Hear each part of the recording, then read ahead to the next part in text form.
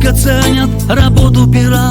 Зеркальные лица и дней пустота заставят меня вернуться сюда.